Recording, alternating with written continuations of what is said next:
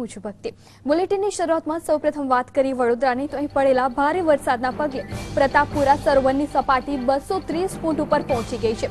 શહેરમાં 12 કલાક બાદ હજુ પણ મોટા ભાગના વિસ્તારોમાં પાણીમાં ગરકાવ છે। ત્યારે હરણી વિસ્તારમાં આવેલા સિદ્ધાર્થ બંગલો લોકો ફસાયા છે, જેમને એનડીઆરએફ દ્વારા રેસ્ક્યુ કરવાની કામગીરી કરવામાં આવી રહી છે। તો એક જ દિવસમાં 20 ઇંચ જેટલો વરસાદ ખાબકતા વડોદરા જળબતોડ થઈ ગયું છે। જ્યાં જવો ત્યાં પાણી જોવા મળી રહ્યું છે અને રેસ્ક્યુ ઓપરેશન પણ હાથ ધરવામાં આવ્યું છે।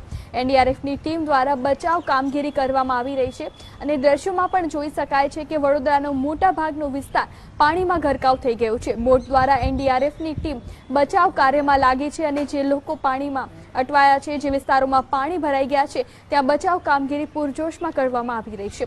તો વડોદરાના આ દ્રશ્યો છે જ્યાં એનડીઆરએફની 4 ટીમો તૈનાત કરવામાં આવી છે અને બોટની મદદથી રેસ્ક્યુ ઓપરેશન કરવામાં આવી રહ્યા છે। આ અંગે વધુ વિગતે વાત કરવા માટે આપણી સાથે જોડાયા છે સંવાદદાતા રૂપેશ। રૂપેશ, એક દિવસ વીતી ગયો હોવા છતાં પણ પાણી હજુ ઓસર્યા નથી, શું પરિસ્થિતિ છે અને કેવા પ્રકારે રેસ્ક્યુ ઓપરેશન હાથ ધરવામાં આવી રહ્યું છે? જી, હવે સૌથી મહત્વપૂર્ણ વાત એ છે કે લોકોને રેસ્ક્યુ કરવા માટે હવે સ્પીડ બોટોનો પણ ઉપયોગ થઈ રહ્યો છે। સામાન્ય સ્પીડ બોટોનો ઉપયોગ બહુ રેર થતો હોય છે। વડોદરા શહેરની જે વિશે બેટમાં ફેરવાઈ ગયું છે તેને લઈને હવે રેસ્ક્યુની તાતી જરૂર પડી છે, એટલે હવે તંત્ર દ્વારા સ્પીડ બોટોનો પણ ઉપયોગ કરવામાં આવી રહ્યો છે। આપ જોઈ શકાય તેમ છે કે વડોદરાના વિસ્તારોની અંદર સ્પીડ બોટો પણ ફરી રહી છે અને શક્ય એટલું ઝડપથી રેસ્ક્યુ કરવાની પ્રક્રિયાઓ હાથ ધરાઈ રહી છે। જી, અત્યારે શું પરિસ્થિતિ છે? કેટલા લોકોને રેસ્ક્યુ કરવામાં આવ્યા છે? હજુ પણ કયા વિસ્તાર જે છે તે પાણીમાં ગરકાવ છે?